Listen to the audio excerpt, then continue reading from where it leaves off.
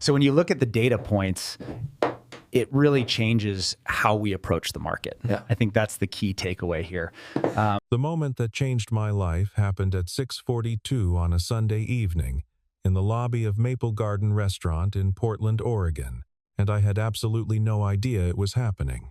I was sitting inside at a corner table, staring at the door, checking my phone for the 13th time in 20 minutes, quietly rehearsing the version of this story I would tell Ryan later, the version where I had tried, where I had showed up and worn the ironed shirt and ordered the sparkling water and waited, and where she had simply not come, and that was that. She was 21 minutes late.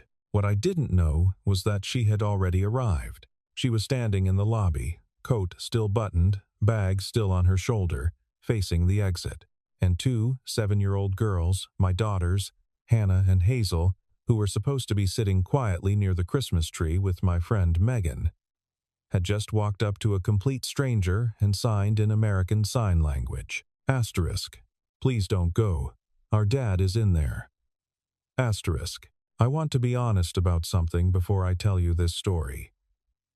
Because the way people talk about grief and second chances tends to make both things sound cleaner than they are. When Emily died 3 years ago, she didn't leave behind a hole the shape of a person.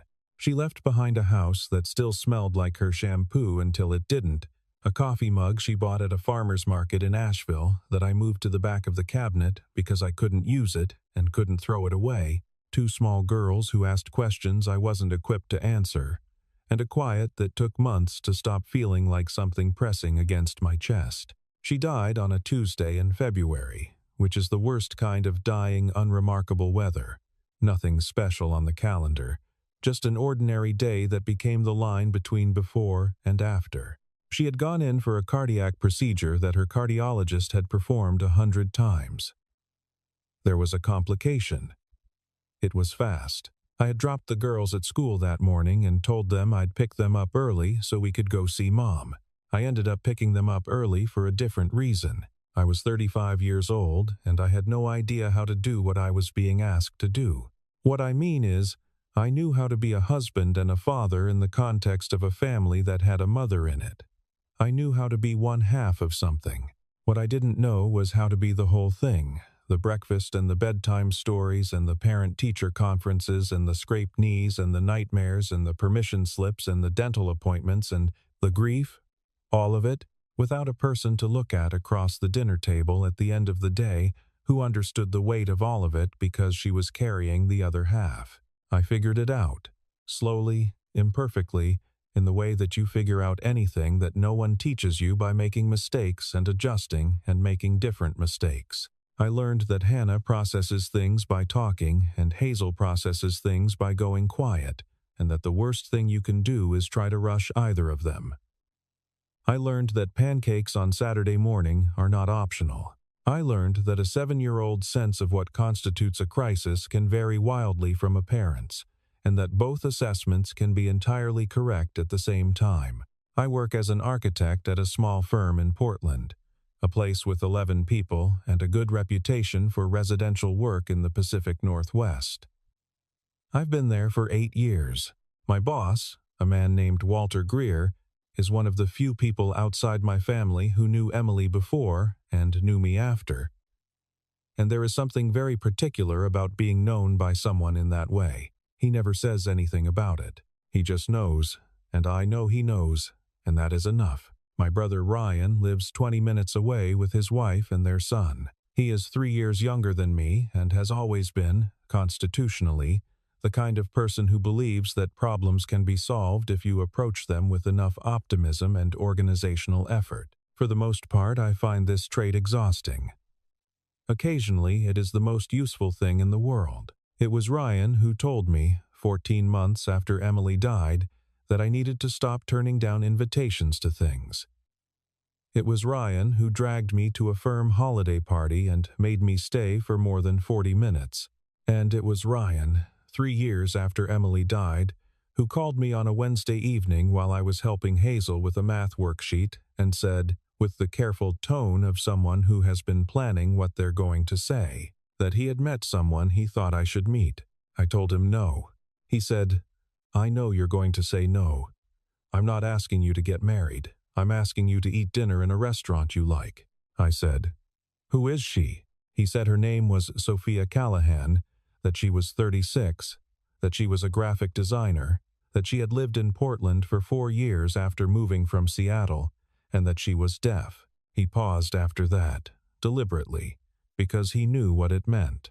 Emily's best friend from college was a woman named Laura Weston. They had met during orientation week, assigned to adjacent rooms in the same dormitory, and had been close for 20 years, in the way that only happens when two people meet before they fully know who they are and grow into themselves in each other's company. Laura was born deaf.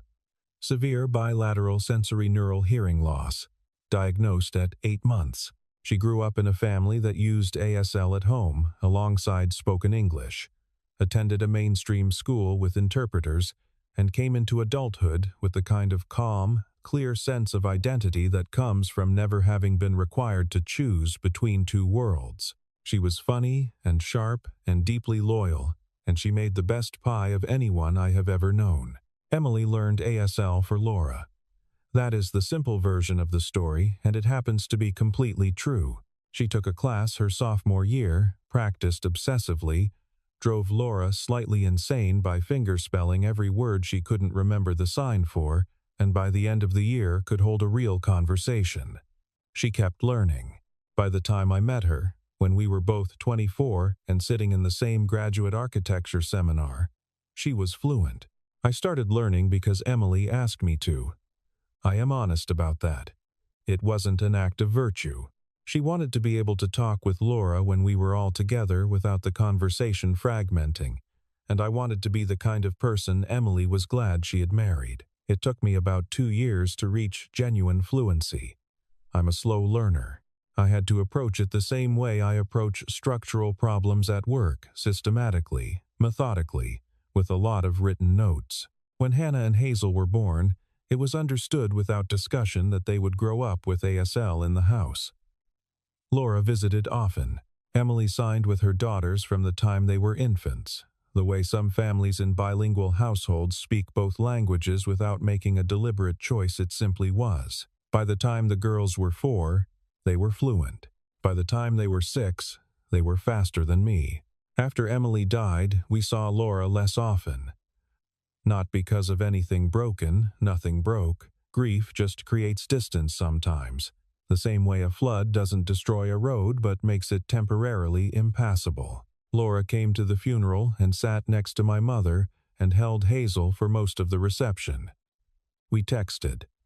We promised to see each other soon. ASL stayed in the house because there was no reason to remove it. The girls still used it with each other sometimes, their own private language. I used it when I was tired and didn't want to speak out loud. It had started as something Emily brought into our lives. It became something that was simply ours.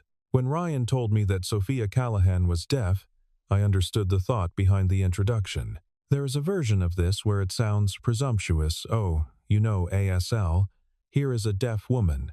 These things belong together, and I won't pretend I didn't notice that framing. But Ryan knows me well enough to know that the practical dimension of being able to communicate mattered to me. I don't like feeling helpless in a conversation. I don't like the performance of mouthing words loudly and watching someone try to lip read. ASL is not a workaround for me. It's a language I actually know. I said I would think about it. Hannah, who overheard the phone call because I was sitting at the kitchen table and she has always had extremely selective hearing, said, "Is Uncle Ryan trying to set you up?" I said, "Go finish your homework." She said, "You should go." I said, "Homework." She went back to her room. Through the door, clearly audible, she said to Hazel, "He's going to go. I'm going to tell you something I've never told anyone." I stood in front of my closet for 11 minutes the Sunday before the dinner. I'm aware of how that sounds. I'm a 38-year-old architect who has been to job site presentations and zoning board hearings and the kind of difficult meetings where you have to tell someone that what they want is not possible within the laws of physics. I am not generally a person who is paralyzed by wardrobe decisions. but I stood in front of that closet for 11 minutes, looking at the shirts I owned, and I thought about the last time I had gotten dressed for someone. Not for work, not for a school event. For someone. Emily used to sit on the edge of the bed when I was getting ready for things and offer opinions, not always solicited. She had very specific views about which of my shirts worked and which ones she referred to as the architects, meaning they communicated a certain kind of professional solemnity that was fine for work and actively counterproductive. Everywhere else. She was almost always right. I picked the blue shirt. Not a statement blue. A quiet, considered blue. A color that says, I thought about this, without saying I thought about this for 11 minutes. I ironed it myself, which I have not done in longer than I want to admit. Hazel watched me from the doorway of the bathroom while I was doing my hair, which involved about 4 movements of a comb and a small amount of effort. She had her arms folded the way she folds them when she's thinking something she hasn't decided to say yet. I said, "What?" She said. I said, "Hazel." She said, "I hope she's nice." I said, "Me too." She unfolded her arms and went back to the living room, and I stood in the bathroom for a moment looking at a face I have lived in for 38 years. The face, in return, looked back at me with an expression I can only describe as cautious. Ryan had given me the basics. Sophia Callahan, 36, originally from Spokane, graphic designer with her own small studio, specializing in brand identity for small businesses and nonprofits. Deaf since birth, graduated from Gallaudet University in Washington, D.C., the liberal arts university specifically for deaf and hard of hearing students, the only one of its kind in the world. Lived in Portland for 4 years. Ryan had met her through a mutual friend at some kind of arts collective fundraiser. He described her as really direct and the kind of person who doesn't waste time, which, knowing Ryan, I suspected meant she had declined to engage with whatever he tried to talk to her about, and he had found it refreshing. He sent me a photo. I will not describe it in detail except to say that she looked like a person who had decided exactly who she was and was not in the process of reconsidering. We had exchanged a few messages before Sunday. Text messages, which meant I was writing in English and she was writing in English, and the ASL question remained theoretical. She wrote with economy direct. No filler, no hedging. She asked me 2 questions. What I did for work and whether I had ever been to the restaurant, Ryan suggested. I answered both. She wrote back, asterisk. Same time, Sunday works. Asterisk. Not times that sounds greater times looking forward to it, asterisk. Just asterisk. Same time Sunday works. Asterisk.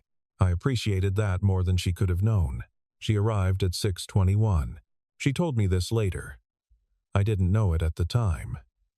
I was inside, watching the door, on my 13th phone check, counting the minutes since 6 when I had arrived, doing the calculation that single people in the early stages of hope do, the one where you measure the exact distance between times. She's running late, and times she changed her mind. Asterisk. What Sophia knew when she arrived, standing on the sidewalk outside Maple Garden, was this. She had done this before. Not this exactly, not this restaurant, not this particular Sunday in December, not a setup from a hearing man's hearing brother, but the general shape of it. The general shape of walking into a room where someone was waiting who had Googled deaf culture and possibly felt some advance anxiety about whether they would be comfortable and whether they would accidentally do something offensive and whether the evening would feel normal or whether it would feel, as these evenings sometimes felt, like being an educational experience for someone else. She had been on 2 dates in the past year. The first one lasted an hour and a half and ended when the man, a software developer from Beaverton, spent 45 minutes explaining to her what it was like to work with a deaf colleague he'd had 6 years ago, as if this were relevant, as if she were an ambassador from a community rather than a woman eating dinner. The second one was shorter and less interesting, and she didn't like to think about it. She stood outside the restaurant and looked at the frosted glass of the front door, and thought about the effort it took to sit across from someone new and communicate the thing you needed them to understand, not about deafness, but about yourself. The actual self, not the representative version. The person who had opinions about typefaces and who overwatered her houseplants, and who had been in the same book club for 3 years, and who could spend 40 minutes deciding between 2 shades of green. That person, the one who had nothing to do with anyone's ideas about what it meant to be deaf. She thought, asterisk, I don't want to do this. Asterisk. She thought, asterisk, I drove here. Asterisk. She thought, asterisk, I could turn around. I could text Ryan's brother and say something came up and go home and make pasta and finish the documentary I started on Thursday. Asterisk. She reached for her phone, and 2 small figures separated from the cluster of children near the lobby Christmas tree and walked toward her. I need to tell you about Hannah and Hazel properly, because they are not supporting characters in this story. They are the reason this story exists. Hannah is the older of the 2x4 minutes, a fact she has never considered irrelevant. She is 7.5 now, but she has always seemed to exist slightly ahead of her age, not in the precocious, performs for adults way, but in the way of someone who is simply paying close attention to everything around her and drawing reasonable conclusions. She has Emily's coloring. Dark hair, brown eyes, a particular way of tilting her head when she's skeptical that is so exactly Emily's that it catches me off guard sometimes. The way a familiar song coming from a stranger's window can stop you on a sidewalk. Hazel is the kind of person who will someday be described by everyone who knows her as the one who notices things. She is quieter than her sister but not shy, there's a difference. And Hazel understands that difference better than most adults. She watches. She reads rooms. She once came to find me in my office at home on a Thursday evening because, she said, she had a feeling I was sad, and I hadn't said anything to anyone about the particular kind of sad I was, because it was the kind you don't say the quiet Wednesday anniversary sadness. The kind that just sits. She was right. I was sad. I held her for a while and didn't explain why, and she didn't ask me to. Both girls had been told, in the week before Sunday, that I was going to dinner with a friend of Uncle Ryan's. I had tried to be neutral about it. Hannah was not neutral. She told me twice that this was good and I should try to have fun. Hazel said nothing, and I found her. The night before, looking at a photo on the bookshelf, a family photo from a beach trip. 3 summers ago, before Emily's diagnosis progressed to the point where travel became complicated. All 4 of us. I stood in the doorway and she didn't move, and after a moment she said, without turning around, she would think this was okay, you know. I didn't ask who she meant. I said, I know. When we arrived at Maple Garden on Sunday, I had asked my friend Megan Cole to come along specifically to stay with the girls in the lobby. Megan and I have known each other since graduate school. She is pragmatic and warm and had immediately understood, when I explained the situation, exactly why this required a human chaperone rather than an instruction to the girls to be good. She was in the lobby with Hannah and Hazel near the ornament-covered tree, a glass of wine in her hand, theoretically managing the situation. What she told me afterward was that she had looked away for maybe 90 seconds to check something on her phone, and when she looked up, both girls were gone. She found them 30 seconds later. They were standing in front of a woman in a dark coat near the exit. They were signing. This is what Sophia told me, later, not that same night, but much later, in February, when we were better at talking about the things that had happened. She had been reaching for her phone when she heard, or rather, felt movement near her. She looked down. 2 girls, matching height, identical dark hair, identical coats of slightly different colors. They were looking up at her with the kind of direct eye contact that children produce naturally and adults have to consciously manufacture. The taller one, Hannah, raised her hands. Sophia's first thought was that she was misreading this, that the children were playing some kind of sign game, that they were doing a few words they'd learned from a book. Children sometimes did this, a few letters, a few simple signs, asterisk. Hello and times I love you, and she was always gracious about it because they meant well, and because correcting a child's ASL in a restaurant lobby was not how she wanted to spend her Sunday evening. But that is not what happened. Hannah signed, cleanly and deliberately, with the grammar and rhythm of someone who had been using the language for years. Asterisk. Please don't go. Asterisk. Sophia went still. Hazel, standing slightly behind her sister, added, asterisk. Our dad is inside. Asterisk.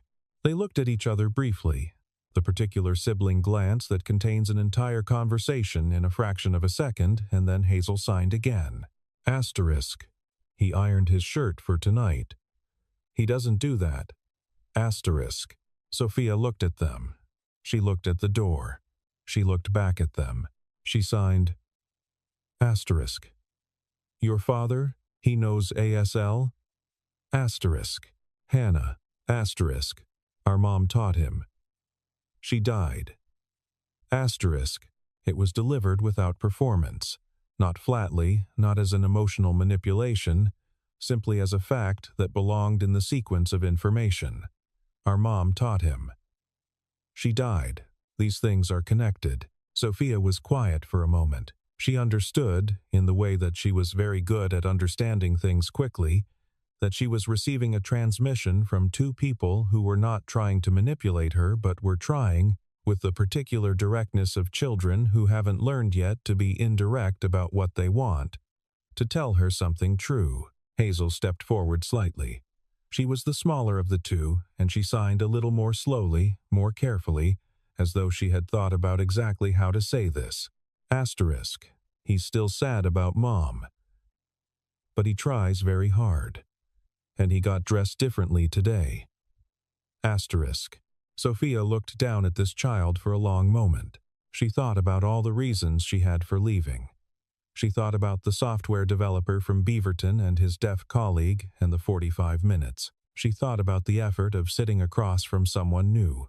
She thought about a man who learned a language because he loved someone.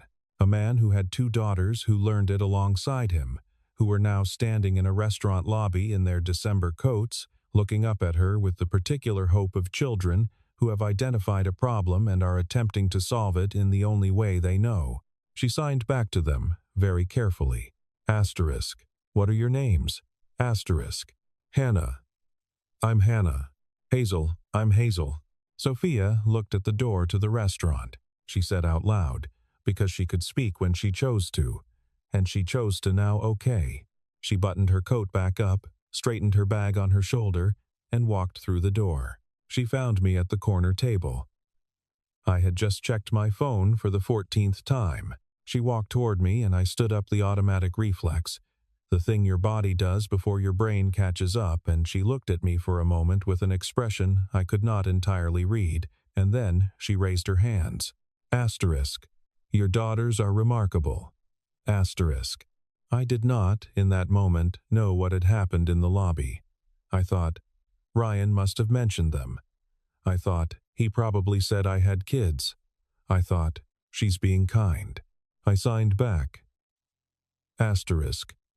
Thank you. They are. Asterisk. She sat down.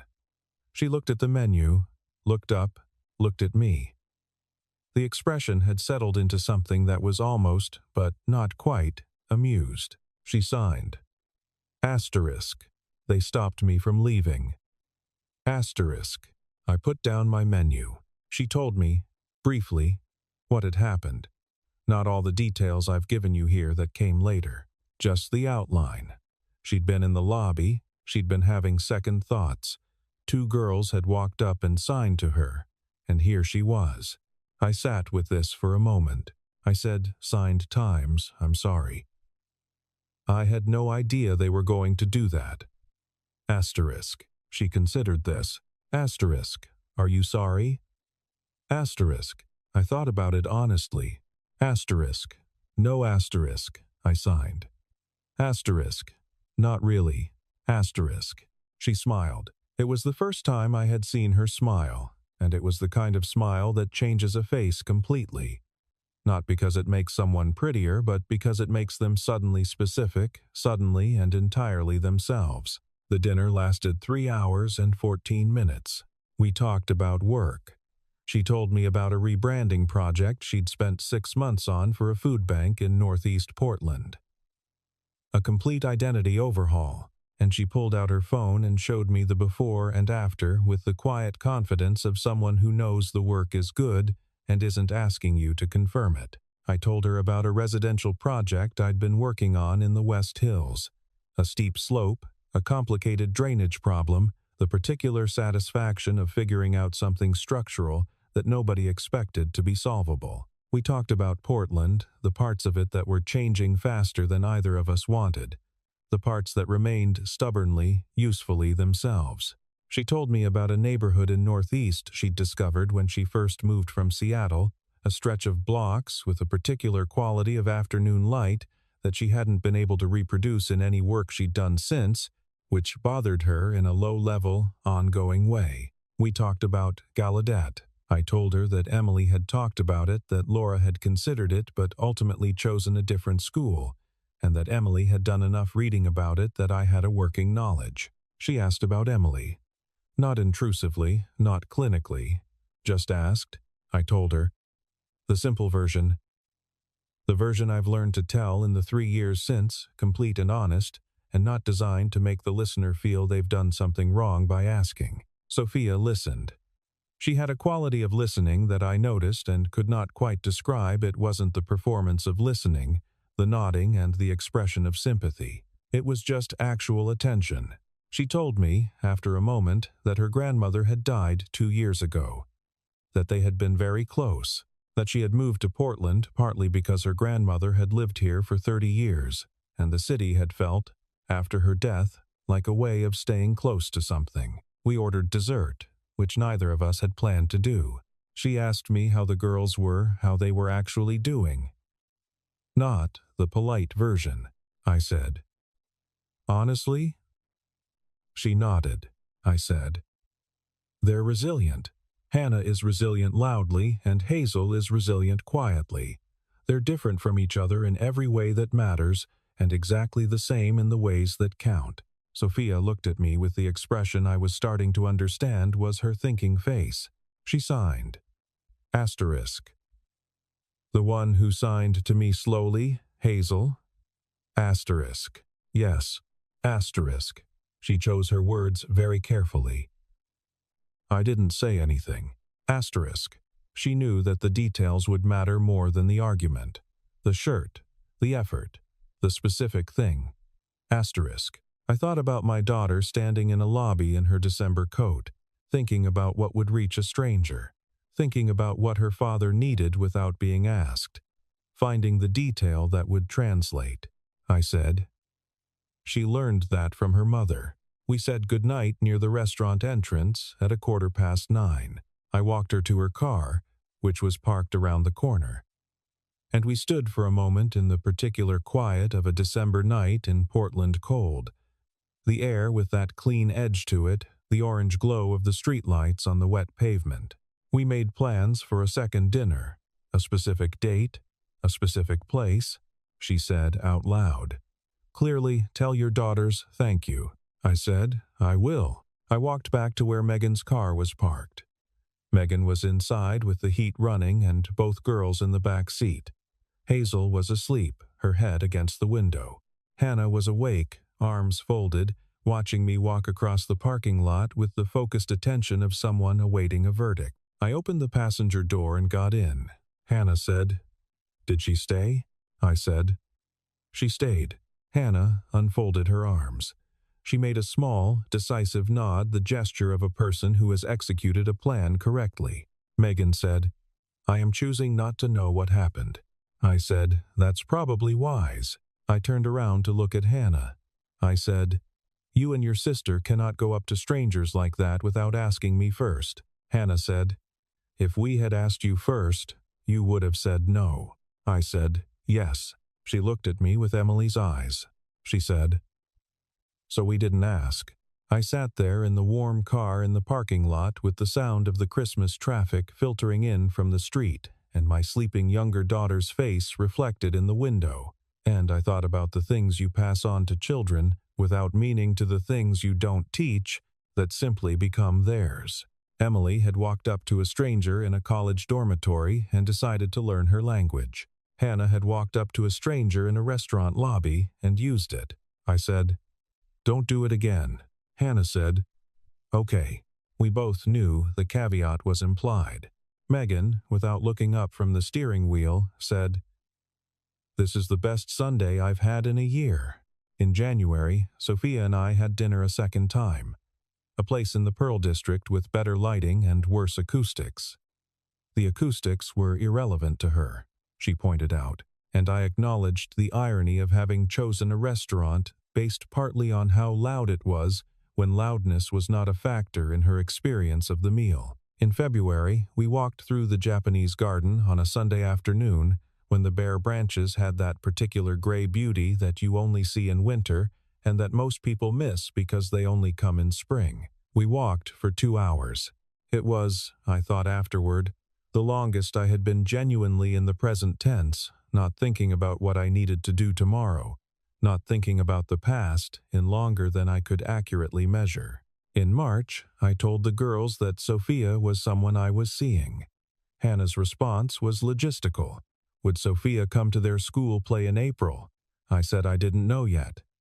Hannah said I should ask. Hazel's response was to be quiet for a moment, and then to say, simply, "Good." In April, Sophia came to the school play. She sat next to me in the third row of the East Side Elementary Gymnasium and watched Hazel play a minor supporting role in a production of a fairy tale that had been significantly adapted from its source material. Afterward, in the lobby, Hazel walked up to Sophia and signed something I wasn't close enough to catch. Sophia smiled and signed back. Hazel nodded, satisfied, and went to find Hannah. I asked Sophia later what Hazel had said. She said she was glad I came in. I said, "In?" She said, "Into the restaurant." In December, Laura Weston came to Portland in May. I had told her about Sophia in a text in February.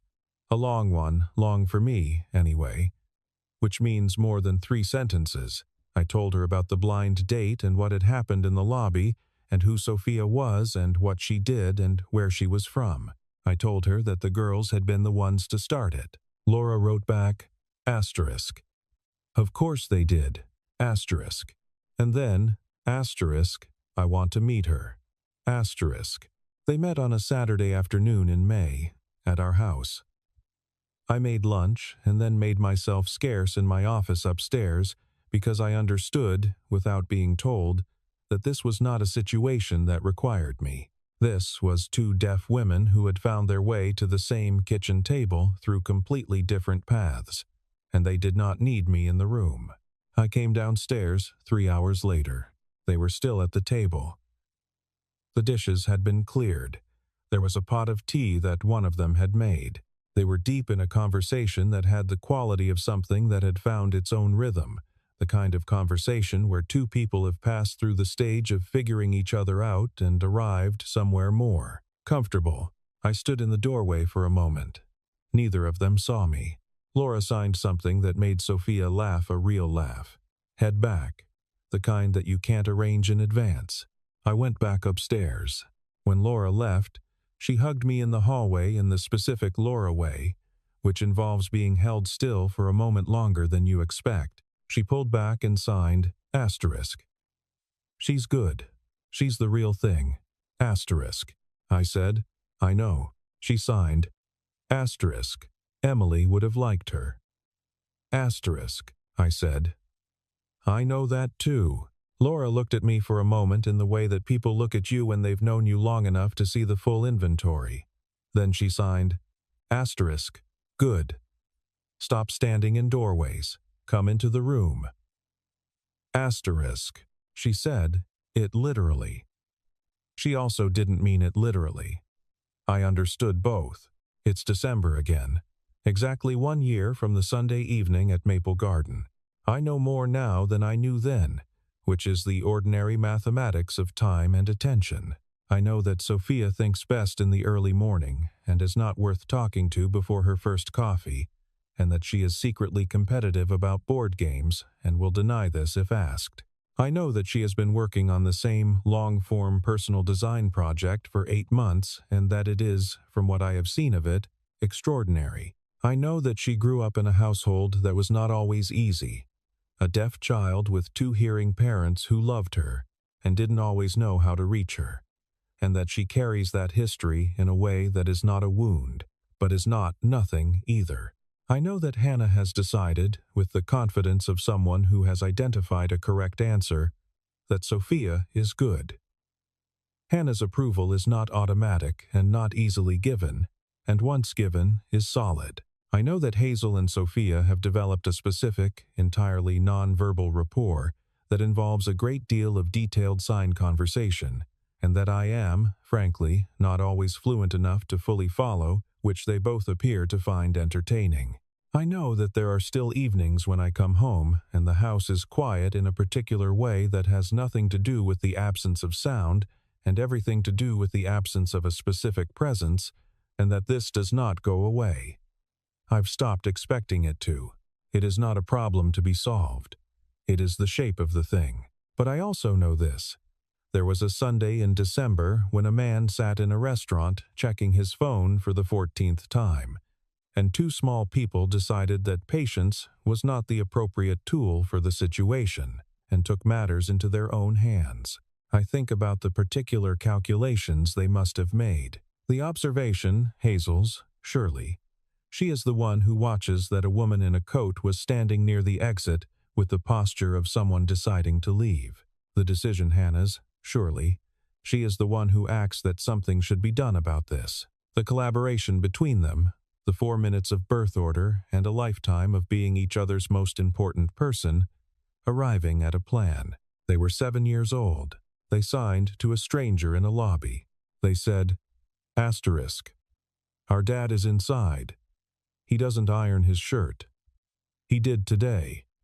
Asterisk. They said. Asterisk. He tries very hard. Asterisk. I have tried to understand what it cost them to do that, whether it cost them anything at all, or whether they are simply built differently than I am, with a more direct relationship between what they see and what they do. I think it's both. I think they are their mother's daughters, in the way that matters most. They saw something that needed doing, and they didn't wait for someone to tell them it was allowed. Emily learned a language for her best friend. She didn't ask anyone whether it was practical. She just decided it was worth doing and did it. Hannah and Hazel grew up in that. It became, without anyone choosing it, who they are. On the Sunday evening at Maple Garden 1 year ago, I was sitting in a corner watching a door. I was counting minutes. I was rehearsing the version of the story where nothing happened. In the lobby, 2 girls in December coats were paying attention to something I couldn't see from where I was sitting. They walked up to a stranger. They said, in the language their mother taught them, in the language that had started as love and become inheritance. Asterisk. Please don't go. Asterisk. And she didn't. And I don't think I am nearly certain that the rest of it, all the ordinary accumulating weight of the rest of it, would exist without that moment, without 2 children deciding that the gap between what is and what could be was something they were allowed to step into. I used to think that was the most remarkable part, the boldness of it, the direct, uncalculating decision to act. But I've come to think that the most remarkable part is what came before. Hazel, standing in the lobby, watching a woman she had never met, and reading something in the set of her shoulders, the direction of her gaze, the position of her hand near her bag, and knowing, and then finding the detail that would reach her. Asterisk. He ironed his shirt. Asterisk. Not, he needs you. Not, please give him a chance. Not, our mom is gone and we are asking you to help fix that. Just, he ironed his shirt, and he doesn't do that, and it means something. It means everything. If you know how to hear it. Sophia knew. She came inside.